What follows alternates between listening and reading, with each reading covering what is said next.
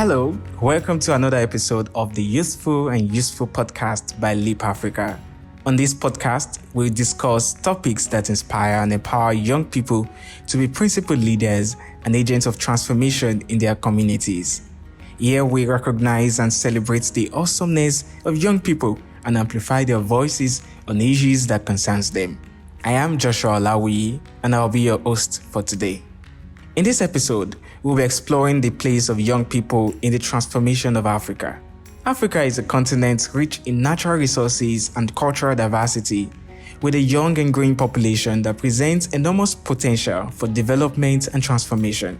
Despite facing challenges such as poverty, inequality, political instability, Africa is making progress in various sectors, as we have in technology, entrepreneurship, and innovation. With the increasing population of young people in Africa, the continent has the potential to become a center of excellence in various fields. Already, we can see the youth driving change through their creativity, innovation, and entrepreneurship, and they are playing a significant role in shaping the future of the continent. To discuss this, I have with me Daniel Emenao, Program Manager, British Council. Welcome, Daniel. It's good to have you on the show. Thank you very much, Joshua and Leap Africa, to have me on this podcast. So, let's start with the definition of youth. How would you define young people? From where I stand, I would just say a youth is any young person, right? Or any person who has the state and quality of being young, and that may sound like a very weird answer because UNESCO and the United Nations define youth, according to the World Youth Report 2020, as young people aged from 15 to 24 years old, right? At a point, it was, I think, 15 to 34, and now it was brought down to 24. So it's like, are you then saying that people who are in their early 30s or late 20s are not young? Right, so I would not really use age to define youth, because when you do that, you just limit the potential that demographic has. So I would say youth is any person who is young, who appreciates the tenacity of being young and what that entails, who understands the potential of bringing young people together and leveraging that energy, that tenacity, that capacity, to make change happen in the society and the community. So that's how I would define youth. So anyone listening to this podcast, for you to see the title of this podcast and click and listen, it means you're young, it means you're youth, right? So that's how I would define youth. Thank you. Thank you, Daniel, for this definition. I like that you prefer to define youth by their personality and not necessarily by their age. Young people who appreciate the tenacity of being young. That's really good. So, talking about tenacity and the need for continental transformation, would you consider young people as assets for Africa's transformation? Very good question. Africa is one of the continents that follows the rhetoric of being blessed yet poor, being blessed with so much mineral resources, so much potential, but yet one of the struggling continents, in the world today. And when you look at the population of Africa as a whole, is almost 60% young people, right? Almost 60% young people. There's a lot of young people in Africa. In Nigeria, is the same thing, right? If you just Google youth population Africa, the first thing you see is more than 60% of Africa's population is under the age of 25. And by 2030, young Africans are expected to constitute 42% of the global youth. Now, they're even saying under the age of 25, the African Union defines youth as 15 to 35, different from what the other member states in the UN defines as 15 to 24. So when you even add that number, you see that there's a lot of people. Now, how is it Africa's greatest asset? Is because we have the energy, we have the leverage, we have the opportunity, right, to make change happen with what we have right now. Secondly, how young people in these African assets in the next 50 years, in the next 40 years, in the next 30 years, it is young people of today that will be driving the decisions of the future.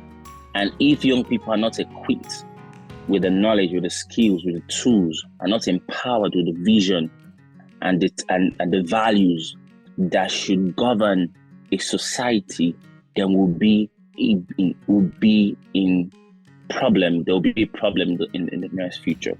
All right. So Africa, young people are indeed Africa's greatest asset. It's like when you buy, when they taught us about assets and liability in school, we'll say liability are things that take from you, and assets are things that add value to you. All right. So when you look at young people today, it is Africa's greatest asset because they're adding value to society right now. All right, and they will also add value in society in the future. So it's our responsibility to ensure that the millennials, the Gen Z, every young person out there right now is equipped to the right system, the right framework, the right values, because the future of Africa depends greatly on the young people of today.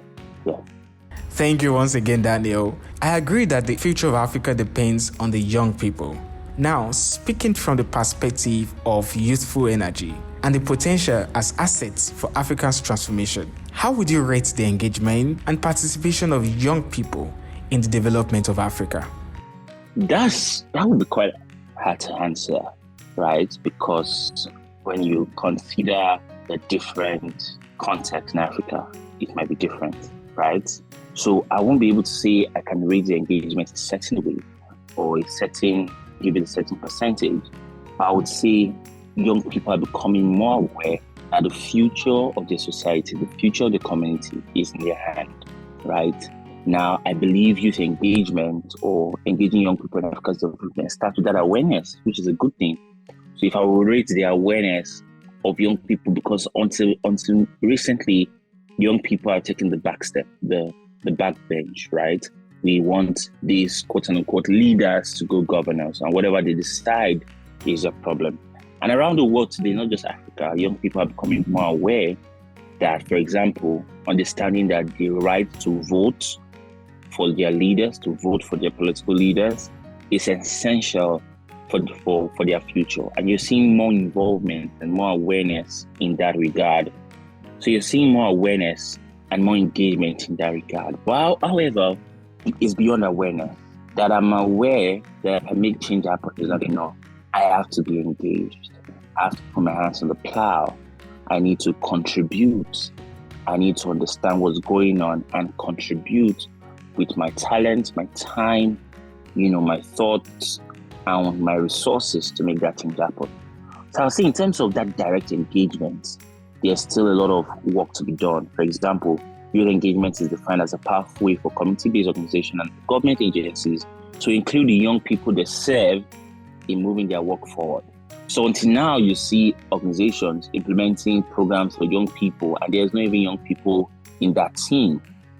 You see, how do you solve problems for young people when you don't understand them, when they're not involved? So there's an opportunity for organizations and countries and conversations to be held about involving young people. But I feel that young people are ready to get involved. We just need the right system to get them engaged, because there's an awareness of the potential of being involved in development in Africa already, I must say. Thanks. Yes, young people are indeed becoming more aware. And of course, beyond awareness, youth are expected to be active citizens. I believe the engagement of young people is also on the rise. It was evident in the last 2023 Nigerian election, as we saw more young people come out to vote for the leaders that will lead Nigeria that they want. It was really interesting to see that more Nigerians and the youth specifically are now recognizing how relevant the office of the citizen is. But now, Daniel, beyond voting and election, what are the other things required of young people? Or what should they be doing practically to bring about the transformation we want to see in Nigeria and in Africa? I would say, number one, take ownership of the challenges. We're teaching self-confidence. And one of the best ways to improve your confidence is to accept where you are and who you are, self-acceptance. One of the most practical ways is young people need to accept that whatever environment or community or country they find themselves, nothing's going to change about that. what will change is that they change their disposition to the challenges in the community and see themselves as, active elements that will drive the change they want to see, right? So the first thing is to take ownership and accept where you are. And number two, take ownership of the challenges that exist. Number three is get involved. And if I backtrack a little, when we say development, what does development mean? Some people listening to this podcast may be, development is volunteering. Some people would say, development is working in an NGO, or development is going and having a panel discussion on the challenges in Africa. But development is beyond that. Development is a process that creates growth, that creates progress and positive change, or the addition of physical, economic, environmental, social, and demographic components that drives change in every and any environment. The purpose of development is a rise in the level and quality of life of the population. Now, whatever you do that influences the rise in the level and quality of life of the population and immediate environment is development. So if you have a 9 to 5 and you're doing your work with so much passion and skill and competence, and whatever work you're doing influences the life and the quality of the population, you are engaged in development. All right. So I don't want to answer this question on the cliche, but I want to answer this question to say that young people, whatever you're doing, you are in development. If you're working a startup, you're creating a solution, all right, a tech solution that will better the life of people, that is development. So anything you do, right, how do you get engaged in development? Do something. And whatever you do, you're ensuring that it's making the world a better place, and it's increasing the level and quality of the life of the people around you. And that is development. All right. If you go out on your street today and you clean your neighborhood, right, that is development, because you're bettering the life of people. Development is saying, I'm not going to complain, I'm going to do something about it. What is development? Development is getting your voter's card and voting in your next general election. Because development is not complaining, it is contributing, you see.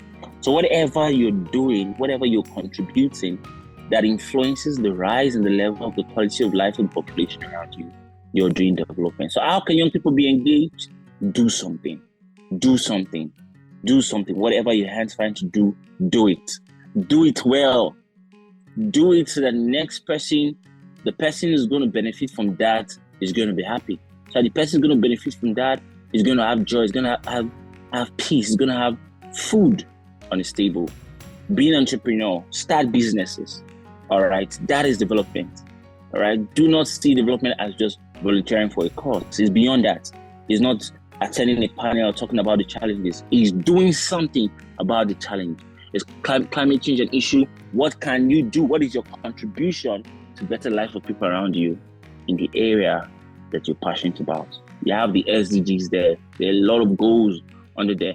But we see a lot of times we have more conversations about those goals and do not do anything about those goals. Rather, we sit down and criticize the companies that are doing something about those goals. No, we should start businesses that help those goals. There's food hunger.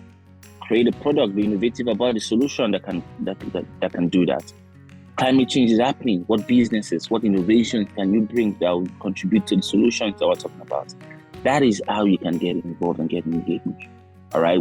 If you're working in a company, you're well paid, you have money, have a passion project, have something you can set aside to contribute. Do you want to do a food bank? Do you want to do a food drive? Do you want to give to the people around you? Do you want to set up call a community of friends together, find the problem you're passionate about and do something about it?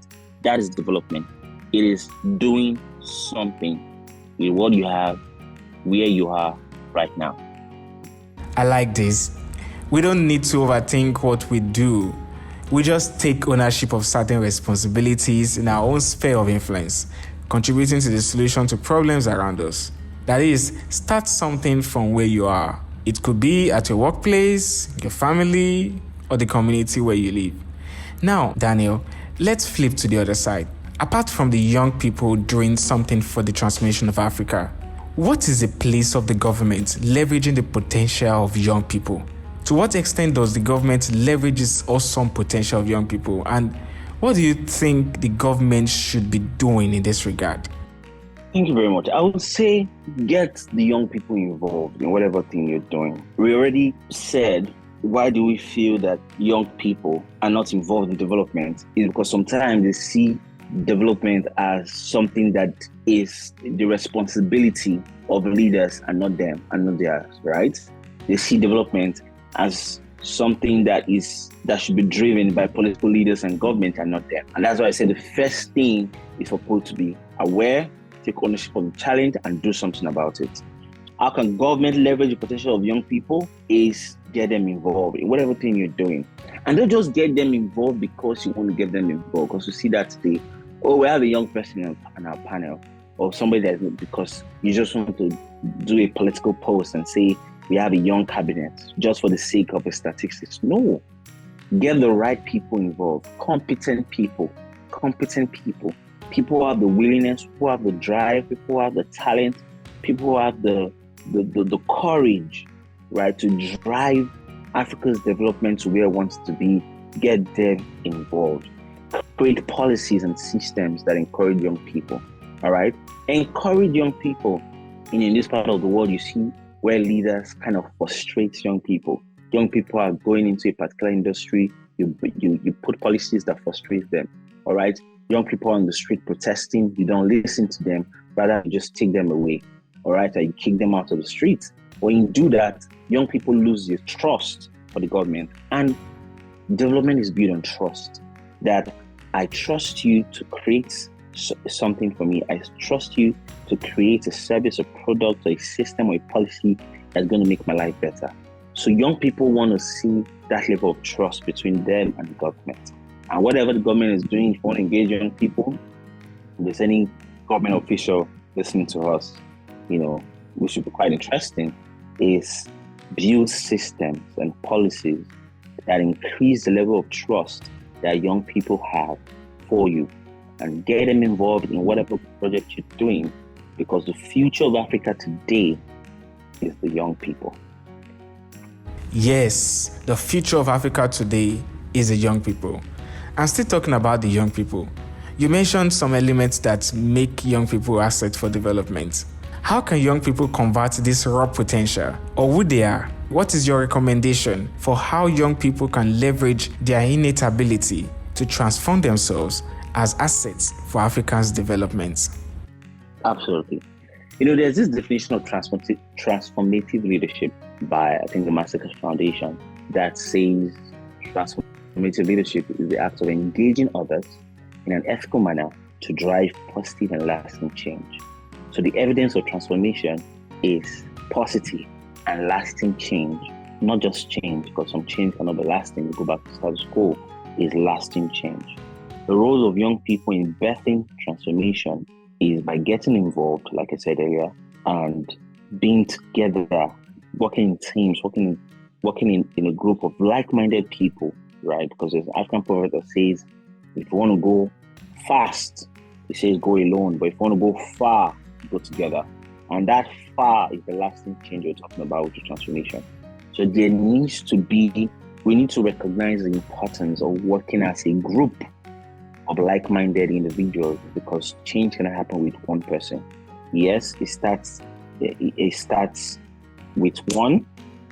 It starts with a matchstick lighting a fire in the forest, but it takes other forests and that spark to spark up the entire, trees and leaves, to cause that burn, to cause that fire, right? So it may start with one person, but we want to see more young people working together, not seeing your fellow young people as the enemy. Now, there are so many limitations, like we said, that will affect young person, right? Socioeconomic factors, lack of willingness from the government, youth mobility, money, so many things, vices can affect the young person.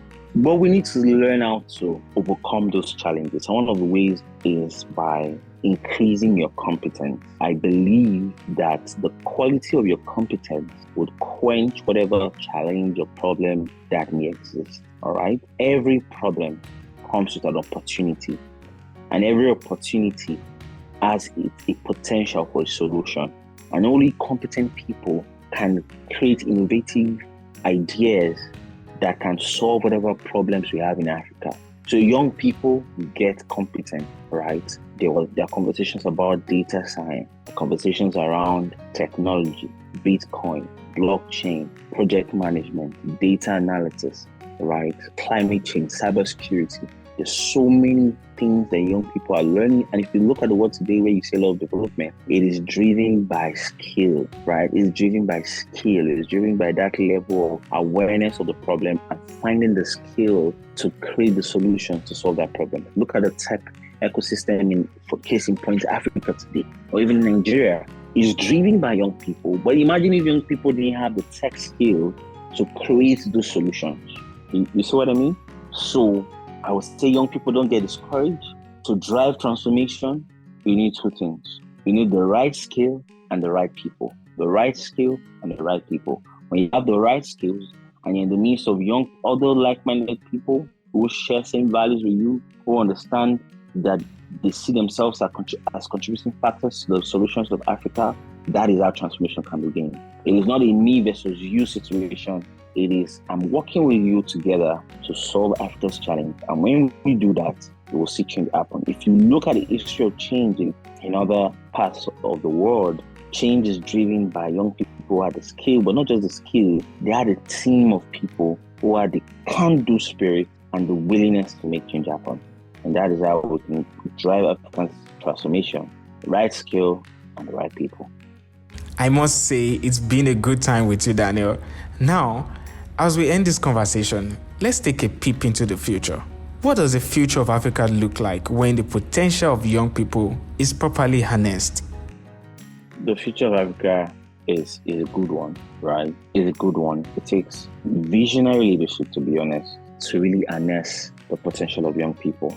It takes visionary leadership. I also think that, so to digress here, I also think that the current baby boomer generation, which is the quote-unquote old people we have right now, need to understand that young people they're not the enemy. There's this delta, there's this gap between the young generation and the old generation. And if we don't bridge that gap, if we don't come together and see ourselves as the world is ours, right? The world is ours. We need to work together to make it happen. It's not going to make it happen. So young people don't need to see old people as, if people are too old, you're spoiling our world. Old people shouldn't see young people as you're young, you don't know anything. It's like, what are the shared skills and values you can create and get, and how can we work together to make change happen? So, having said that, in terms of how the old generation can see the young generation as not as me versus them, but as a united force to make the future of Africa better. The future of Africa is good. The future of Africa is great, but it's dependent on so many factors, unfortunately. It's dependent on young people getting themselves involved. We see, for example, in Nigeria, young people are running away, quote unquote, are leaving the country to more developed countries. And the statistics to show that there's a high level of brain drain because of that. And that is because they don't see themselves as part of development of Africa. And that is why I started with this answer to say the old generation see as part of the solution. They can't do it alone, right? The future of Africa is highly dependent on that youth gets involved, that youth take ownership of the challenges, that youth come up with innovative solutions to those challenges, and that you work together with the current generation and the old generation to make things happen. So the future of Africa is great if we have those things in place. The future of Africa is great if we have ethical leaders. Ethical leadership is one of the things that is lacking today. And there's a fear that if these current young people are learning on ethical principles and on ethical leadership from the current leadership that we have in Africa, then the future is not going to be bright, because you're going to have the same things replicated, and there's a ripple effect of bad leadership. You see illiteracy, you see poverty. So the future of Africa will be great if we get our leadership right. And that means young people need to vote in the right people and hold them accountable. So the future of Africa is great. We're already benefiting from that today. The today in Africa was way, way, way different from the yesterday in Africa. And that was because of a lot of changes, a lot of the innovation that was being driven by the young people at the time and the young people today. The future of Africa is great but it's highly dependent on various factors as a developing continent like Africa. Thanks for helping us create a mental picture of the possibility of a future for Africa if we properly harness the awesomeness of young people on the continent. So, do you have anything extra to share in this conversation about the youth as an essential asset for Africa's transformation? I would just end with saying, like I said earlier, there's a call for competence in Africa. The solutions to Africa's problem cannot be solved with yesterday's thinking and mindset, right? There's a great importance for us to improve our mindset, improve our skill, and improve our competence. You hear this a lot from young people saying, I'm passionate about development, I'm passionate about Africa, I'm passionate about changing Africa. But if you don't have the skill for what you're passionate about, you're not going to do anything tangible. You may just end up making noise and not doing anything about it. So I'll say young people, get skilled, get skilled, get skilled, get skilled, get the competence. Be in the midst of the right people. All right. Have mentors, have people who have gone ahead of us, who've seen and learned from them. The old generation is not the enemy, all right? The old generation is not the enemy. There's a proverb that says, if we don't deal with the enemy within, we won't deal with the enemy outside. So we need to first deal internally. And that's what I mean by improving yourself as a young person, all right? Improving yourself as a young person. Because if you want to get involved, they're not just incompetent people are not going to be involved. It is competent people that are going to be involved. So get the right education you need. Don't believe this thing going around that school is a scam. No, get the education you need. Get information. Get knowledge. Get skill. Be competent. For competent people change the world. I like the last statement. Competent people change the world. Thanks for this addition. Without a doubt, we are in a generation that requires skills. For young people to effectively contribute to the solutions to our pressing problems, they need to develop their competence by getting the necessary and relevant skills. Thank you so much, Daniel, for this insightful conversation. This was good. Thank you very much for the opportunity. I appreciate it, Joshua.